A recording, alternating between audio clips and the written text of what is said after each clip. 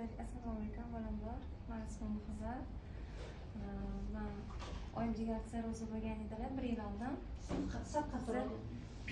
Oyim jigar sirrozi bo'lgan edilar 1 yil oldin. Mana shu paytda biz reanimatsiyada yotgan edik. Toshmi bizga qaytarib bergandi. Biz Hindistonga ketishimiz kerak edi. Peresadkaga.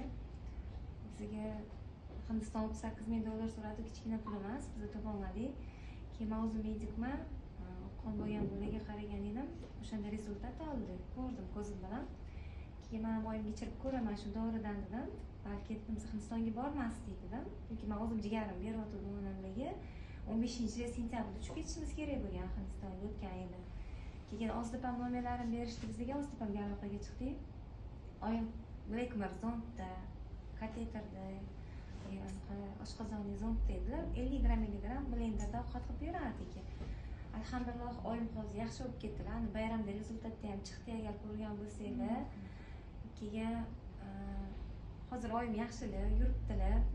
3-stepen qo'yishgan jigar sirrozi, Toshmin qaytarib bergan 1 haftalik umrlari qolgandi. Avvalambor Alloh hammasi sababchisi Ozdipam bo'ldilar. Allohga ham